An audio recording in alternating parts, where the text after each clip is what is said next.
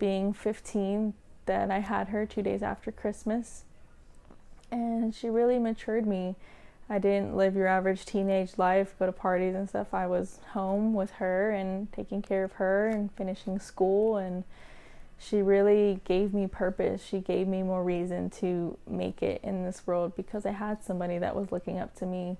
She was everything that you could think of as a good baby. She was very well behaved, very quiet, didn't give me a hard time, wasn't a big crier in the middle of the night. She, as a toddler, as a young little girl, before grade school, she was very self-sufficient. She was always fine with just playing with her Barbie dolls and her babies and coloring or reading or watching her shows. She was very girly when she was younger. She quickly grew out of that when she hit grade school, and she really just showed me the purpose of life. And how did you see her change? Like everyone, we go through different stages in life, but as she grew from, baby to an adolescent to a teenager, how did that change? How did you guys' relationship change? When she was super little, she's very girly. She let me do different hairstyles on her. And then when she hit elementary school, she was still a little girly, but not really.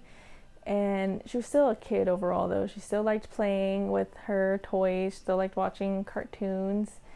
And then when it was time for her to get older, probably right before she hit puberty, is when I started noticing a difference. She wasn't wanting to wear super girly things. She wasn't wanting, she had already not wanted me to brush her hair anymore because she was pretty tender-headed, so it got to the point with her having curly hair. She's like, no, Mom, you can't do it. It hurts. It hurts when you do it. So she learned to do her own hair, and doing her own hair would just be brushing it to be poofy and leaving it like that and be on the go. And her music style was pretty much always kind of different. She was a really big fan in elementary school of Melanie Martinez, and when we would play it, and she's like, can you please play a song for me? And me and Eliza's dad, we'd be in the car and we'd play it, and we're like, this is what you like to listen to? She's like, yeah, it's great. So we're like, okay. And that's when we knew that she had already just a different style of music choice, which is fine. That made her who she was as a person. And just like little by little, it's just as she got taller and not so much as a child face, she kind of became her own being, was finding her own way, and was figuring out her style at the same time. She would wear, regular bootcut jeans with like a kind of a crop shirt, and then she went to the very baggy cut-off cargo jeans and cut-off shirts and Converse all the time. She definitely kind of branched out to her own being, and that's when I saw that she was going to be very special. And you saw her become this young lady right before your eyes, and learning from your own experiences, was it kind of difficult trying to give her the freedom to become who she wanted to, but also kind of use your own experience and hey, baby girl, don't things can go differently? Yes, I was a single parent for most of her life. I was with her brother's dad for a good little chunk of her small years, but I was strict. I was very disciplined. I made sure she was in bed at a certain time. I always gave her chores, tried keeping her on a good upbringing path for the most part. She was a child who, didn't like cleaning her room and always liked staying up watching TV. But I did try to let her, as she got older, she wanted to start switching up her hair. She's like, can I get a piercing? I was like, no. And, any little preteen that would. And for the most part, when it came to like her hair and like, her wardrobe style, I would try to let her be herself, because it's just hair. It'll grow back. They're just clothes. They may be a phase and she may grow out of it. But I did have to always ensure to her, safety. In the apartment we lived in, when we moved to wasn't the greatest area, and I did always express to her, never walk out by yourself, never walk down the street. Even though the corner store, you can walk to the gate of the apartment and you can see see a gas station nearby right there, still don't go there. Like, it doesn't matter, no walking anywhere, it's not safe.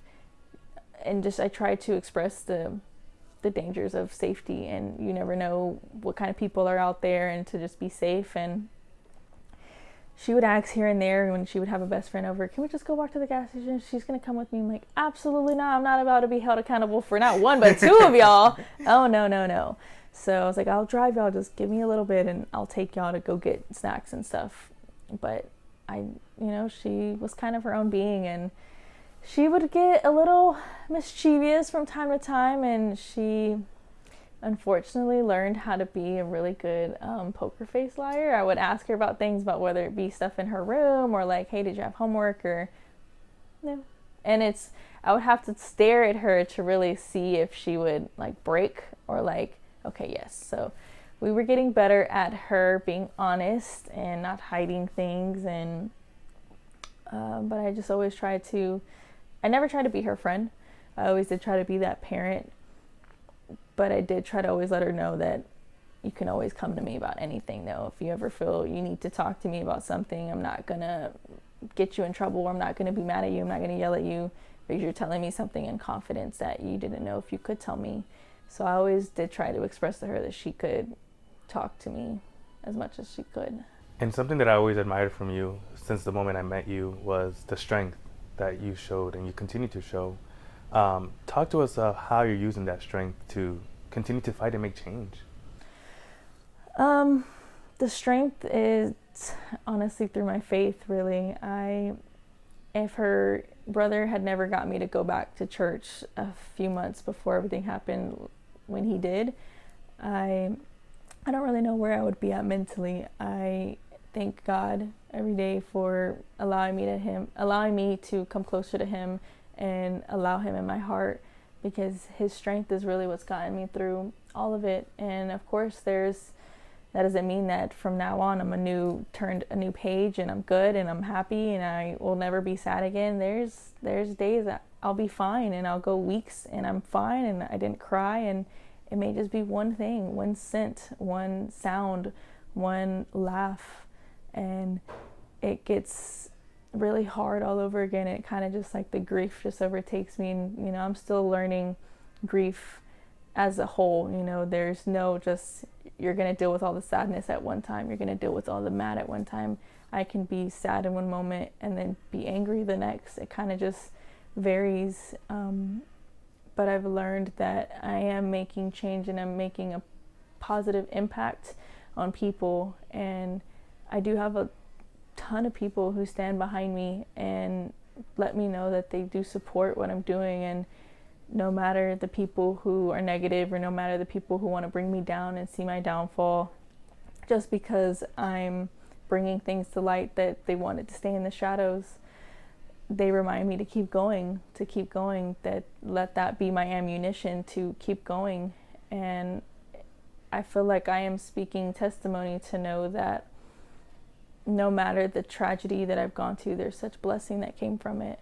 And as much as I would love for her to be back, and if I was ever given the opportunity to, would you take it all back just to have her? Of course, immediately I would go back to being a nobody and go back to working my 9-to-5 job and trying to make it, and just knowing that I get to have her again. But there's a reason she's not here anymore. God loaned her to me for a moment. She was truly never mine. She was always his, and she was allowed in my life for a moment in time to teach me things, to teach me patience, to teach me maturity, to teach me strength and love.